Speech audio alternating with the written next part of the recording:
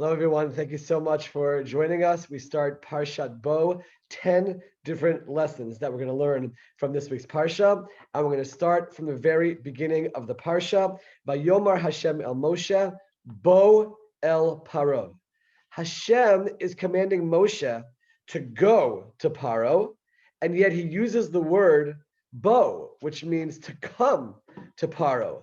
Why is Hashem saying come to Paro? He should say lech el Paro, that you should go to Paro.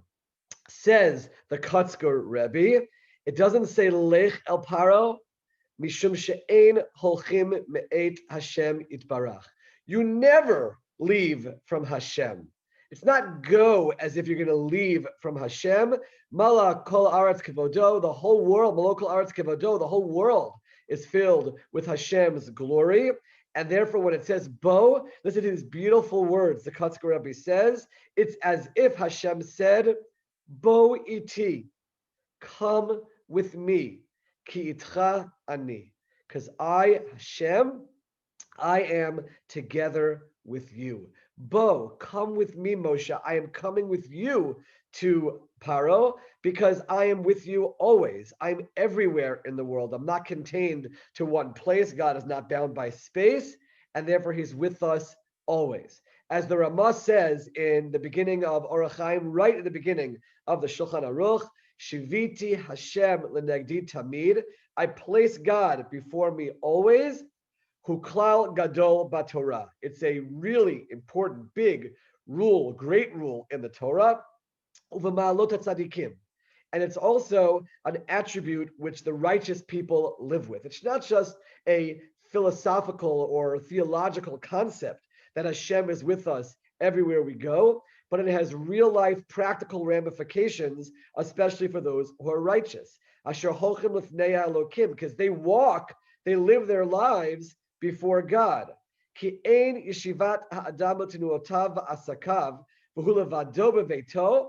The way a person acts when they're by themselves in their home is not ki yeshivato utenuotav asakav v'hu lifnei melech gadol. It's not the way a person acts when they're in front of a great king. They're in front of someone who you have awe for, who you have respect for. You obviously act differently. Kol shekain kishiasima adam alibo.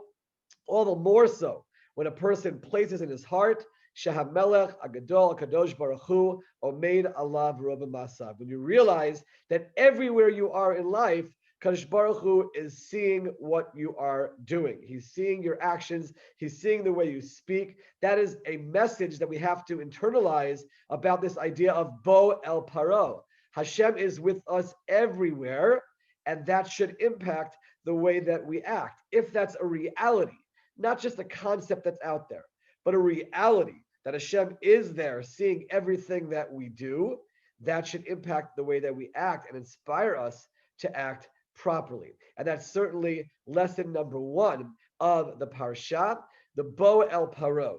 Let's remind ourselves that Hashem is with us at all times, and that should impact the way that we act. An offshoot of that is a further step, and that is the Gemara in Masechet Shabbat, Daf Yud Bet Amud Bet says, "Shechina lamala meroshav shel choleh, meroshav shel choleh." The Shechina, God's presence, is there when a person is sick, when a person is ill, to remember that even when we're going through a difficult time, Hashem is there with us. We are not alone. So not being alone has the impact on tzaddikim in terms of how they act, in terms of acting properly, but also to remind ourselves that no matter what we're going through, we are not alone. Bo El Paro, Hashem is with us. He is there. He is guiding us. He's there to give us comfort, and hopefully that can help us get through any situation that we are experiencing. Lesson number one from the Parsha. We continue in the Parsha in Shmot Yud Pasuk Bet, and Hashem says to Moshe that all of these things that are happening in Egypt, all of the plagues, the whole story of the Exodus, L'man tisaper ba'ozne bincha uben vincha, so that you can tell the story to your children, to your grandchildren, vidatem ki ani Hashem, and they will know that I am Hashem. But if you notice, there's a very deliberate word that's placed in this pasuk, be'oznei bincha. Speak to the ears of your children. Why does it say speak to the ears of your children and your grandchildren? What other part of their body are you going to speak to? Of course, we are speaking to their ears. Why does the Torah say this extra word of be'oznei to their ears? Rosh Hashiva Rav Yaakov Weinberg pointed out that the Torah is telling us over here that even if the children that we're speaking to aren't truly listening to what we're saying, they're not listening to the message and internalizing it and really appreciating it, they're hearing it. It's going into their ears.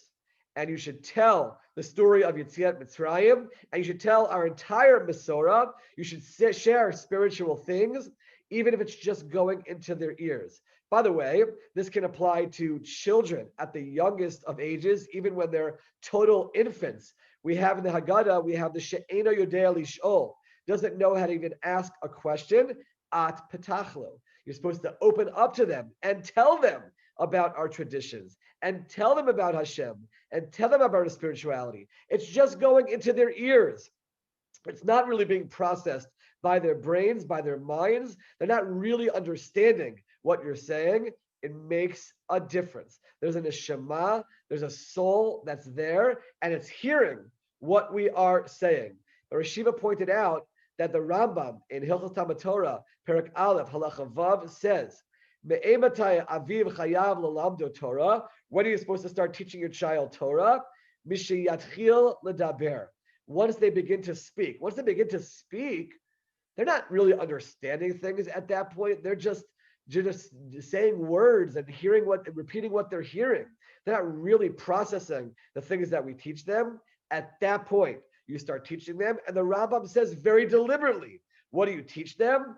First, Torah tziva lanu Moshe, that Moshe taught us the Torah. He got it from Hashem at Har Sinai. U'Shema Yisrael. And then you teach them Shema Yisrael, the concept of Hashem. And Rosh Hashiva said that was very deliberate. The Rambam wants you to teach about Torah first, and then about Hashem, then Shema Yisrael. They're little children. They don't understand what we're saying. It makes a difference. Speak to their ears. It makes a difference. That can apply both to the youngest of ages as little children.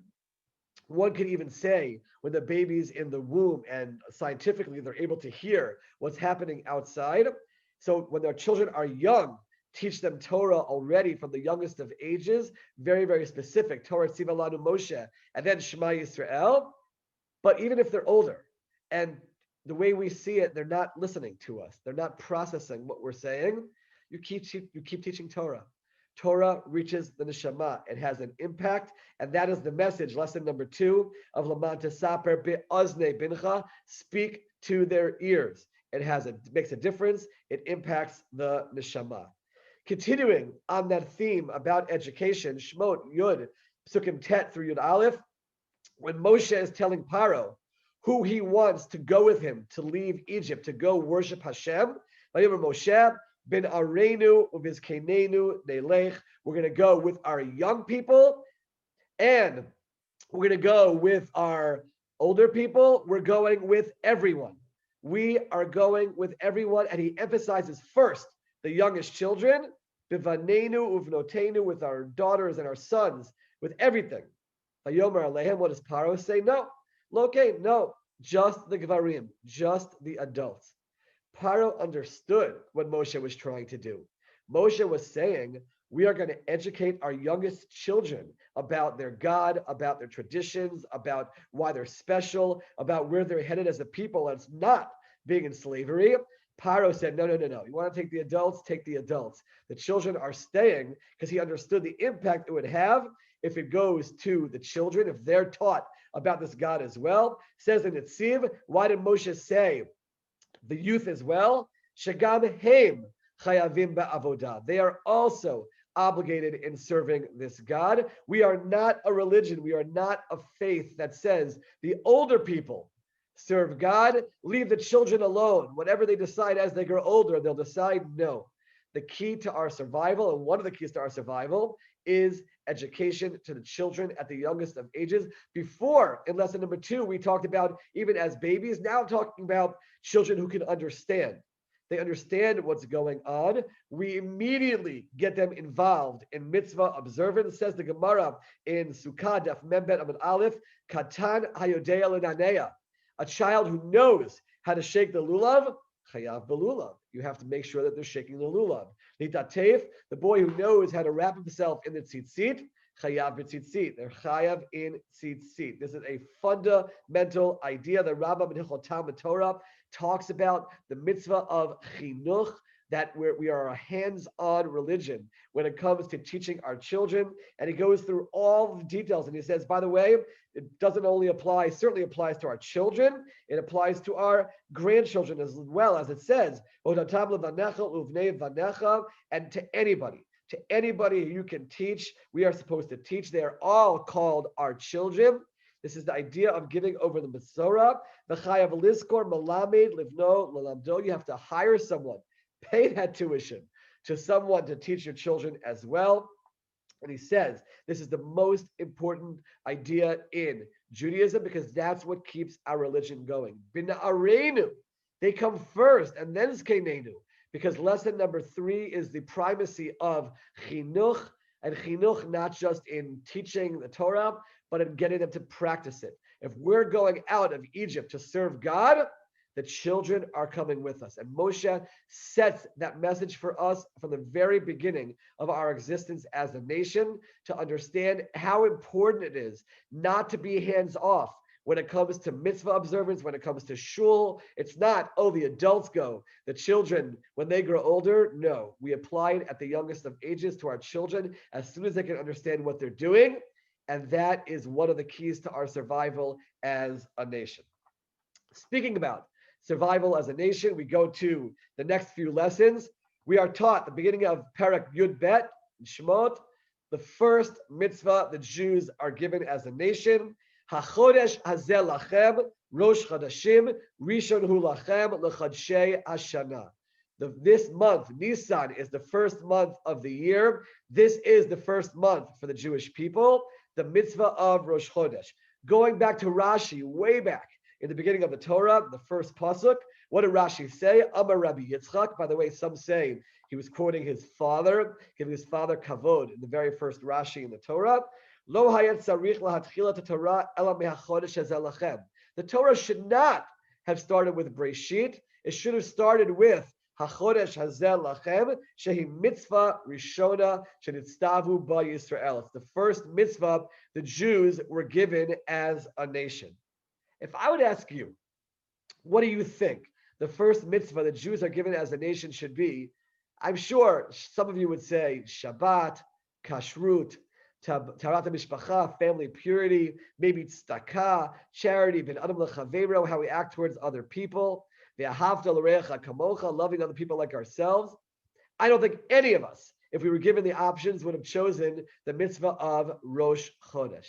And we have to ask ourselves, why is that the first mitzvah that the Jews were given as a nation? How does that set the tone for who we are as a people? We're going to give 3 different answers to that question and 3 different lessons with those answers. The first is just simply the process of Rosh Chodesh. Remember what had to happen. We didn't used to have a set calendar. The Sanhedrin in Yerushalayim would wait for witnesses to come. There was a long process described in the Mishnayot, in Masechet Rosh Hashanah, about how they would go about interrogating and investigating. Are these witnesses accurate? Did they really see the new moon or not? There was a whole process every single month. And then the Mishnah describes in Perek Bet, Mishnah Zayin, Rosh Beit Din Omar Mekudash. The head of the Beit Din would have to call out, it's holy, there is a new month. And then the message would spread to the rest of the Jewish people, and they would know when the new month begins, and therefore, based on that, they can understand when all the holidays would begin. But every single month, what did every single Jew have to do wherever he lived around the world? He had to look back towards Yerushalayim. He had to look back towards the Sanhedrin and receive guidance about how he's going to live his life the rest of that month. And that is lesson number 4, one of the keys to our survival as a people, and that's why Rosh Chodesh is this first mitzvah that we're given as a nation, is looking back to our Rabbanim, to the Sanhedrin for guidance. We can't make decisions and halachic decisions on our own. Everyone has to have their Rabbanim who they ask halachic questions to. Yes, you should become a Talmid Chacham on your own. Yes, for most questions, you should know what the Shulchan Aruch and the other posts can say, but there are always going to be issues that we don't have clarity about, and that's when we turn back to previous generations, to those who have Masorah, to those who have tradition, and we receive our guidance. That's the only way we can survive as a people, because if we're coming up with ideas on our own, and we come up with new ideas and try to understand it by ourselves without that guidance, we are doomed for failure, and we are doomed to lose ourselves as a people. Lesson number 4, let's learn from the lesson of the Rosh Chodesh to always be looking back to whoever it is that we see as our spiritual guides, and make sure that we receive the guidance that we need to navigate during challenging times when there are certainly lots of questions. That is lesson number 4. Lesson number 5, the Midrash says in Tehillim Chaf Bet that the Jewish people are compared to the moon. How are we compared to the moon? One of the ways that we are like the moon is the moon every single month. We know the moon, as the month ends, gets darker. We don't see the sun shining on the moon any longer, to the point that it becomes completely dark. Do any of us, when that happens, say to ourselves, oh my goodness, the moon is disappearing. Where is it? It's not coming back? No, because we know that that's the cycle of the moon. That is the story of the Jewish people. We know that we are going to experience dark, difficult, challenging times, and we have to know when we are going through those times that we will come back and we will achieve greatness again, and that great light will shine again. That is how we are compared to the moon. In fact, it's taught that from Avraham Avinu, the beginning of the Jewish people, to the climax, the high point of our history, when Shlomo HaMelech built the Beit HaMikdash, that was 15 generations. Just like the moon every single month, going from nothing to the full moon 15 days later. From Shlomo HaMelech to the destruction of the Beit HaMikdash is another 15 generations, as the light goes away and reaches total darkness. That's the story of our history, high times and low times, the bright times and the dark times. And that is why it's the first mitzvah that we're given as a people, because lesson number 5, it's teaching us no matter what we are experiencing, we have to find the way to get through that. Go back to the first lesson. Remember, Hashem is with us. That can help us get through it. But what really gets us through it is knowing that the bright times are coming. And Hashem tells that to us at the very beginning of our nationhood. Rosh Chodesh, the new moon. Understand that no matter what is happening, you will have a new moon. That's why on Rosh Chodesh, by the way, it's a day where we ask Hashem for forgiveness. Many people have the minhag of Yom Kippur Katan right before Rosh Chodesh and the mincha before, because we view this as a new start, as a fresh start, as better times coming. Lesson number 5, no matter what is going on, to recognize that there are better times that are coming. Hashem has promised that. He has fulfilled that throughout our history, and that'll continue to happen as a nation and also as individuals, to understand that a new month can be a new beginning, and you can put aside whatever happened the past month and move forward. Lesson number 5. Lesson number 6, another answer to this question, and that is from the Sforno. When Hashem says, HaChodesh Hazeh Lachem, this month is yours, says the Sforno very beautifully, Mikan ve'elech, from this point and on, yiyu chadashim shalachem lasot behem kirtzonchem. Your months and your time is going to be yours to do whatever you want with it. Aval b'mei hashibud, when they were in Egypt in slavery, lo hayu yimeichem shalachem. Your days and your times was not yours. You were enslaved. The Egyptians had control over your time. Now that you're being freed, time is yours. HaChodesh Hazeh Lachem. And Hashem says, when we start as a nation, the first thing I want you to know is that you have control over your time. You can decide how you're going to use your time. One of the most precious gifts that we have. Every single second that we have is a gift to use for the good. And once that goes away, that moment is gone. Now you're in a new moment. And we have to take advantage of every moment that we have. Ibn Ezra has a beautiful poem where he says, and I'll read it in Hebrew first just because of the rhyme, and then I'll translate. Adam doeg al damav ve'eno doeg al yamav. Damav einam uzrim, yamav einam chuzrim.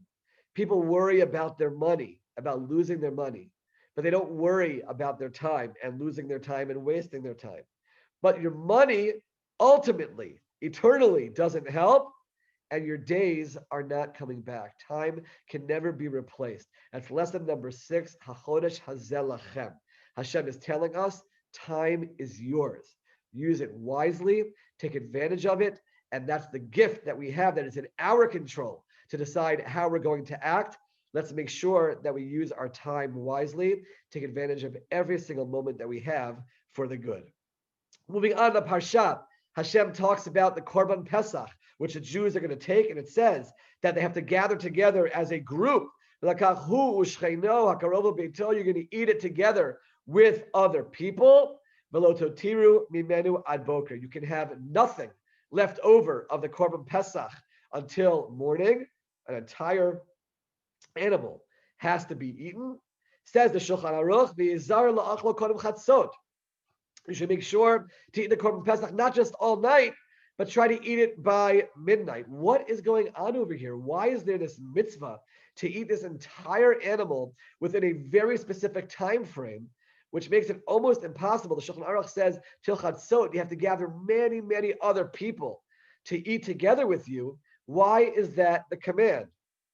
Right after the Shulchan Aruch says that you should eat the Korban Pesach by Chatzot, by midnight, says the Ramah, V'yakdim atzmo, start a little earlier, Shegam ha'halel yikra kodem Chatzot, because you want to say Hallel before Chatzot. Hallel, what does that have to do with the Korban Pesach?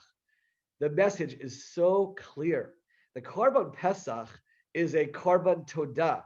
It's giving thanks to Hashem for what he did for our people in saving us from Mitzrayim, passing over our homes and going to the homes of the Egyptians.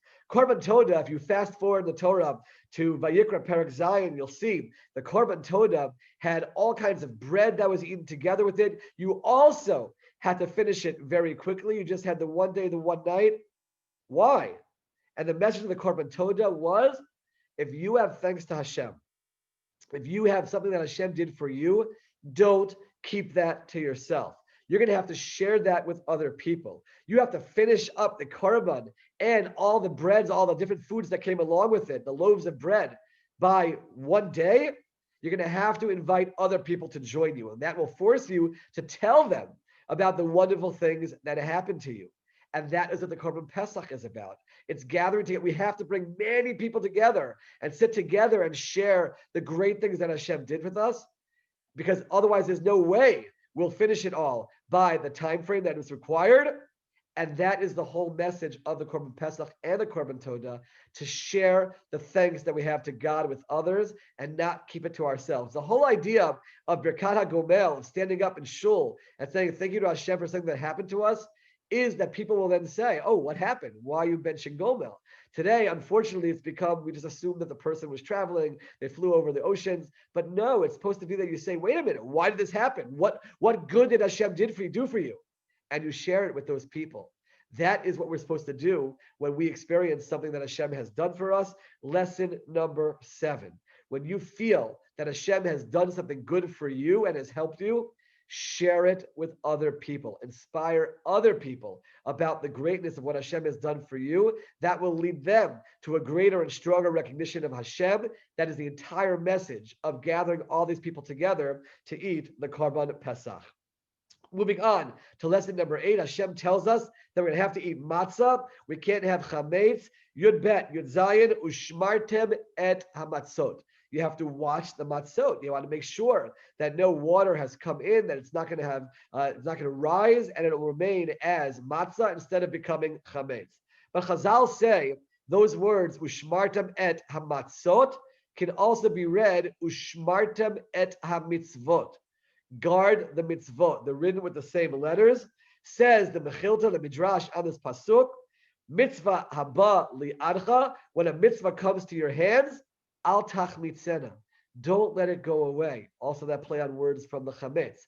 Don't let the mitzvah go away. You have a mitzvah opportunity, ushmartem, guard it.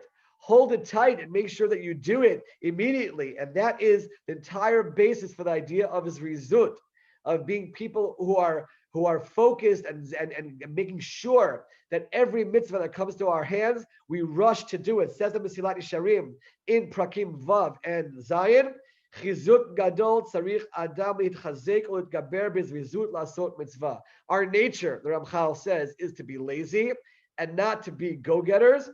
We have to really work on ourselves and strengthen ourselves, that if a mitzvah comes to our hands, we make sure that we do that mitzvah. Shelo yachmitz adam et mitzvah. Don't lose that opportunity. But rather, he explains, when that mitzvah opportunity comes, grab it. Yimaher. Rush to do the mitzvah and don't allow time to pass and the opportunity for the mitzvah to pass. And he says it's a sakana. It's a danger, because every moment that you let go by could put some kind of a barrier between you and the mitzvah. You want to make sure that you are doing every mitzvah that comes to your hands. He points out some of our great leaders that it always says, Vayemaher. They rushed to do the mitzvah. They did not want any mitzvah opportunity to go away. And that is lesson number 8. Ushmartem et ha-mitzvot. We live in a world where there are so many mitzvah opportunities all around us. And we need to be people who have zrizut, who are, first of all, always looking for those opportunities. That's first and foremost.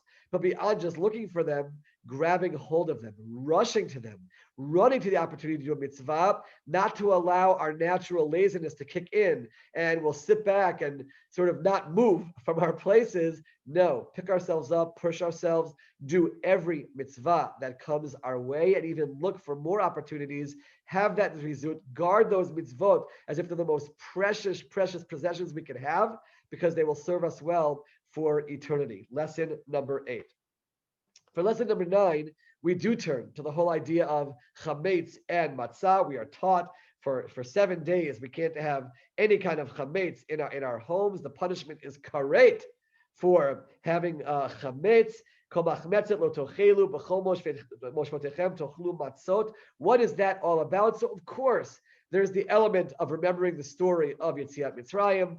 The matzah is lechem oni. It's the poor man's bread. It's also a reflection of the fact they didn't have time. They had to rush out of Egypt, and the dough didn't have time to rise. That's all true. But there's another level. The Zohar teaches us that chametz resembles or symbolizes, represents ga'ava, the ego. Because what is the difference between matzah and chametz? Nothing. They're the exact same ingredients. They have the exact same chemical makeup. The only difference is the chametz is puffed up. It's the ego that puffs ourselves up and makes ourselves feel like we're greater than we actually are. And the reason why we have that at the very, very beginning of our serving Hashem, leaving Mitzrayim to become slaves to Hashem, is because this is the most important character trait that we have to fight against if we want to be true Ovdei Hashem.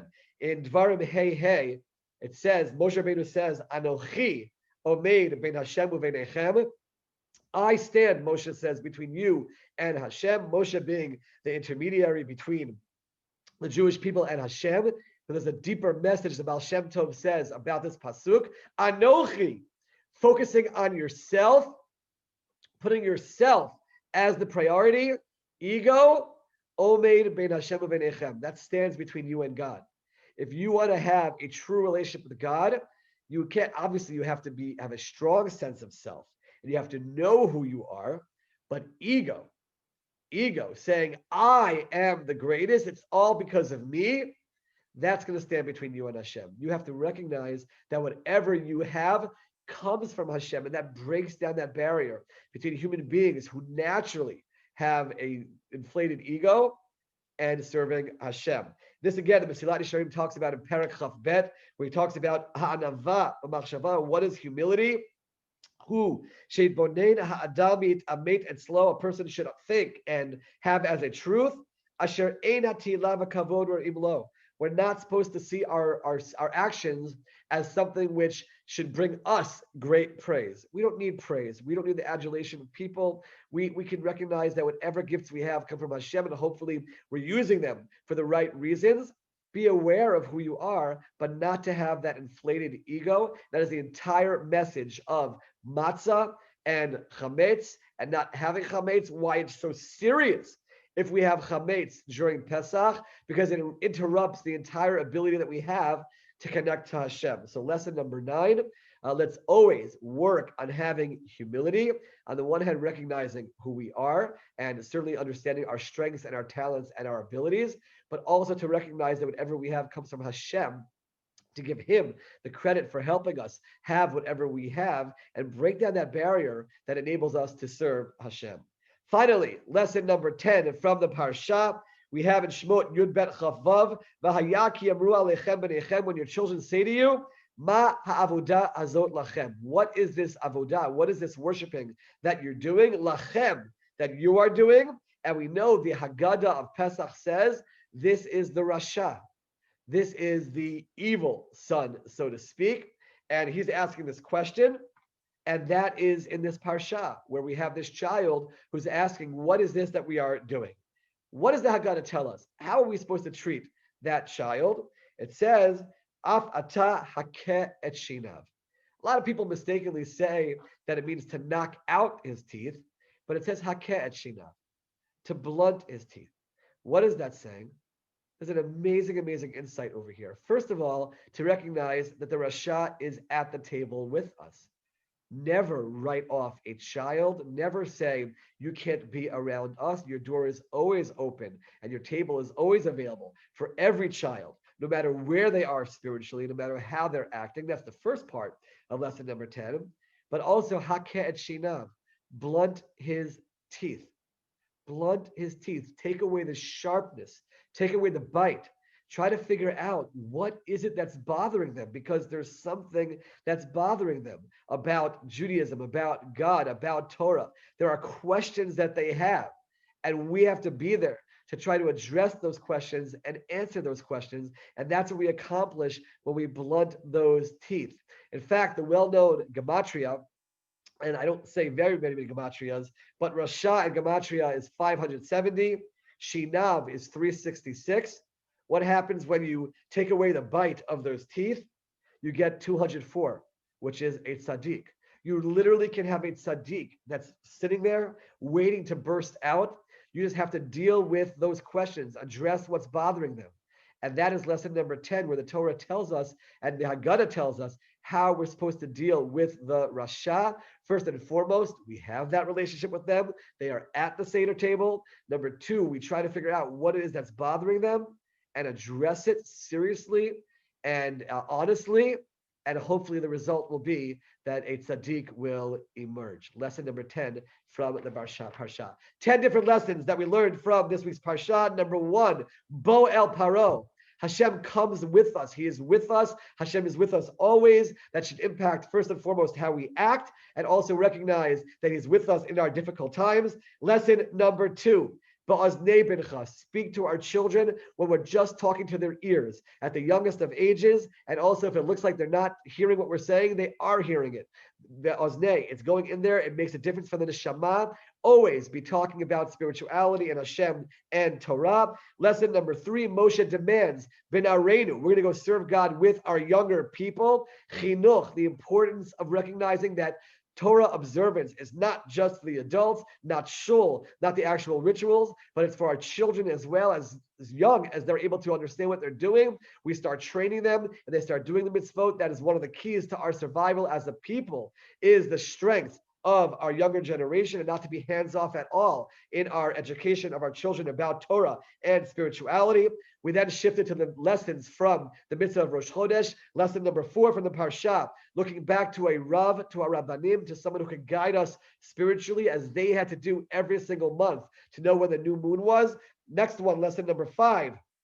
The whole idea of the moon, that we are compared to the moon, the story of our people. We will have those dark and difficult times, but we know that great times are coming, to always remember that as a nation and as individuals. Lesson number 6, also learned from Rosh Chodesh, time. HaChodesh is lachem. We are now in control of our time. Let's use our time wisely. The poem of the Ibn Ezra, time that we don't use wisely is gone.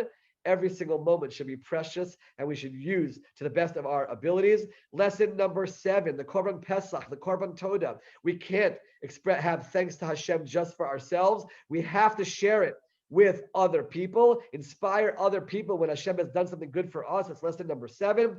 Lesson number 8, ushmartem et hamatzot, but also et hamitzvot, to guard the mitzvot. The idea of is rizut, any mitzvah opportunity that comes, run and grab it, and never let a moment go by where we could lose the opportunity for the mitzvah. Let's fight against that laziness and grab onto every single mitzvah. Lesson number 9, the whole idea of chametz, representing ga'ava, representing the ego, to remember that we have to have humility. On the one hand, see our great qualities and our abilities, but also attribute them to Hashem. That breaks down that barrier between us and serving Hashem. And finally, lesson number 10, the Rasha is at the table with us. That pasuk is in this week's Parsha. He's going to ask us questions.